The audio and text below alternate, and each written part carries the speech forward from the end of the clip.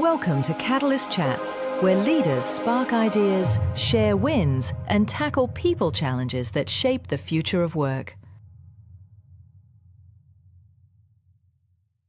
Hi, everybody. I'm Lindsey Hammer. This is Catalyst Chats, and today I have the honor of speaking with Pablo Quesada, who is the CEO of Sionix. Pablo, thanks for joining us today. Thank you a lot, Lindsay, for inviting me to this session today. Yeah, where are you dialing in from today? Well, the idea is to discuss and talk about different things related to generative AI and also the impact of QA related to also AI.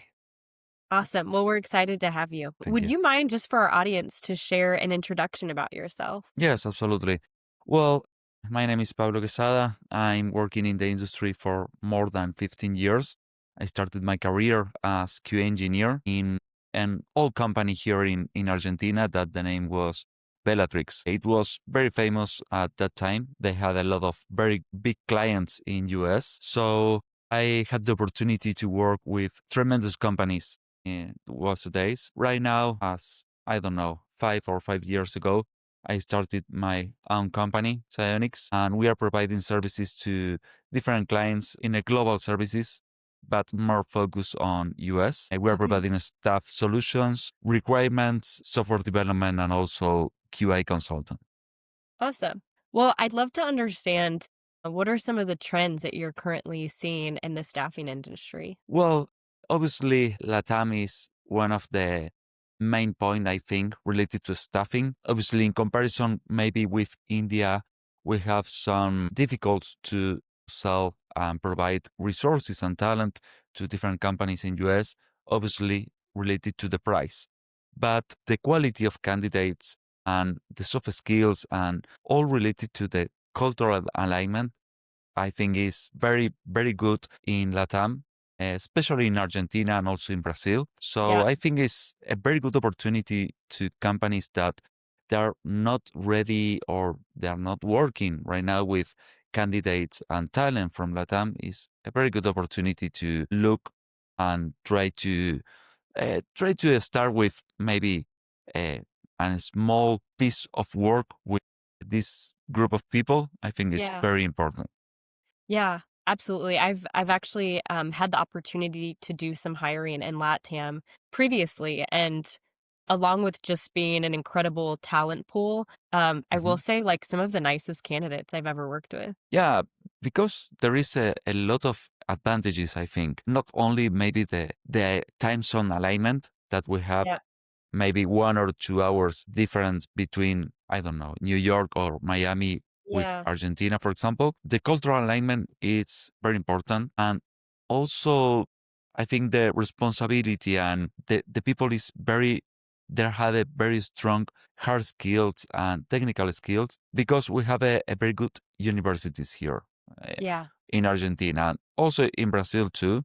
But the quality of university is crucial. So we can adapt to any other market in US or Europe too. Yeah, definitely. Well, there's a lot of talk about AI right now and how that's going to impact the market. I'm curious if you could share what you're seeing and the impact that you feel that AI will have on the staffing industry. Well, yes, I think AI is it's like nowadays we are crazy, and we don't know what exactly we have to do. And I think everyone is fear to not go with AI and not Yeah. provide services plus AI. So I think it's important to not rush and not go like crazy and offer the chatbot or the agentic AI or generative AI with Yeah. all the solutions because there is some studies that they are recently released related to the comparison of the reality versus the expectation, Yeah. about the implementations and success with this, for example, generative AI or some agentic bots. Okay. 95% of the projects around the world, they're failing. Only Wow. 5%, yeah, it's a lot. Only Yeah. That's a 5% lot. it's working good and with some return of investment. Okay. So it's the numbers are clear. We have to continue growing and do baby steps with Yeah. AI, but I think it's not moment to uh, rush and offer without solid fundamentals or solid principles Yeah. about your service with AI. Because now there is only few cases like Perplexity or Cursor. They are very successful, but the rest is like is not very solid, So Yeah. I think it's important to try to stop thinking very well and try to offer a solution that there really, really helps companies and people, but not offer because I want to offer and I know my competitor is offer AI, I gonna offer AI too, and I don't have anything relevant to provide to my clients. Yeah. Have you seen any impact to the volume of hiring that's being done related to AI or any like specific shifts with certain job families? I think yes, but it's more like an intention. It's Yeah. like the budget is turned to a different direction in order to hire new people. But obviously, I think it's also all the things that are happening right now in the world related to the war, related Yeah. to the federal treasure. It's the bonds, they are very high also. Yeah. And I think not all the companies want to invest, and they're very cautious about how to invest and in which specifically invest. Yeah. So right now, I think it's very slow at the market, but there is some signals of some movement in the hiring process, Yeah. especially That's with, positive. yeah, that is very positive. And also with QA. I'm seeing that some trend about more QA open positions. And also Okay. the other, the other day I read an article that some big companies, they are hiring more QAs. And Okay. my theory is they want to test some AI models. Yeah. The idea is, I think, to have QAs in the team, training these QAs in these generative AIs, and Okay. start training and start testing the inputs and the outputs. Yeah. So this role of QA is very interesting. How gonna be changed and how gonna be principal role, I think, in the industry Yeah. with That's the interesting. impact of AI. Yeah, it's very cool. I think all the QAs need to start playing and learning more things related to AI. Yeah. Yeah. Do you have any advice for someone who is maybe looking to gain that experience? Without any experience, you mean? Yeah, maybe they're a QA without any AI experience. What advice would you give them? Got it. Well, I think a good thing to do is start reading from experts, some roadmaps or journeys in order to learn new things and start doing some courses, read some books about this or some white papers. Also playing with some AI generative like ChatGPT or any other. Try to Yeah. investigate more and try to do a proof of concept. Okay. And I think it's the best way because it's very difficult maybe if you are working for a client or a company that start doing that without any authorization. Maybe the client wants to be focused on the sprint on the Yeah. daily basis. But if you Okay. have the opportunity to do by your own with your own repository and try to do things, I think it's very good. And obviously, if your company provides you or allows you to do that, it's better. Yeah.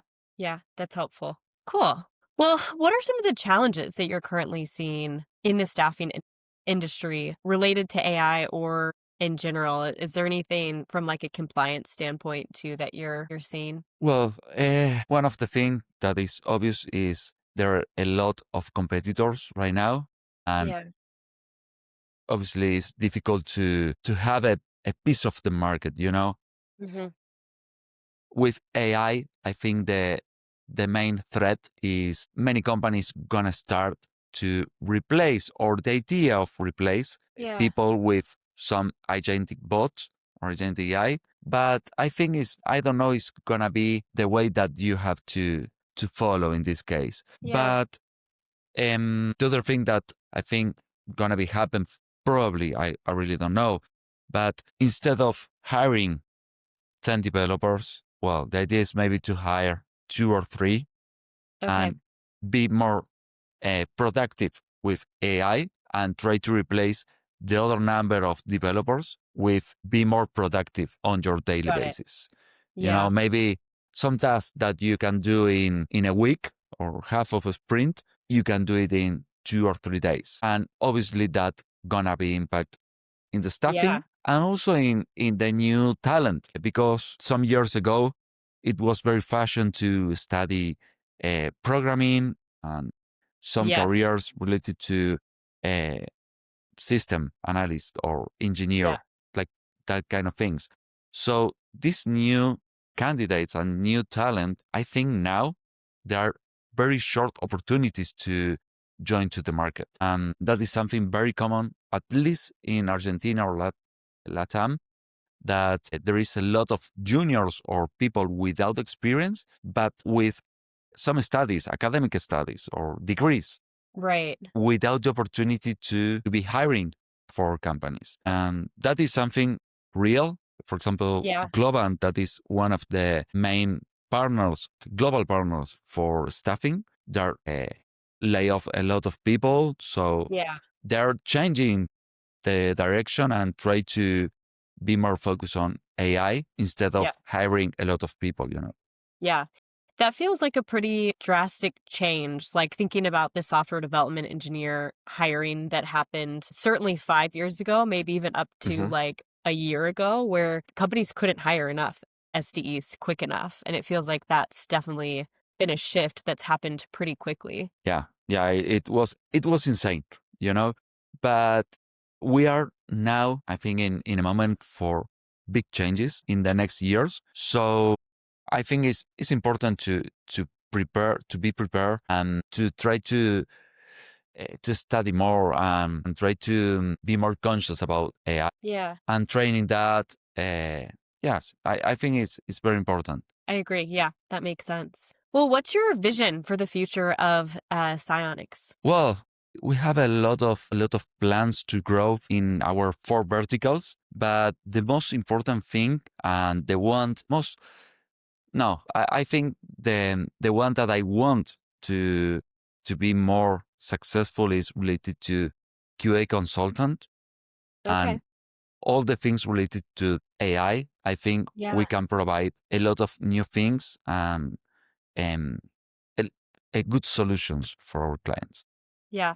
Definitely sounds like there's a lot of opportunity there. Yeah. Obviously, right now we are working in some models with a partner and try to sell. But I think now is not the moment to, or maybe it's not the value for that service is not a good moment for the market. But maybe Yeah. in 1 or 2 years is a good opportunity for us. So we are preparing. We are doing a lot of work around that vertical. Okay. Nice. Well, that'll be exciting. Are Yeah. there any other current challenges that you're seeing as a business leader that you have any advice that you would share with other entrepreneurs and leaders? Well, I don't know if I have an advice, but it's, I think, a good thing that I detected in the last years. It's very important to try to do some partnerships between us. Yeah. Like if my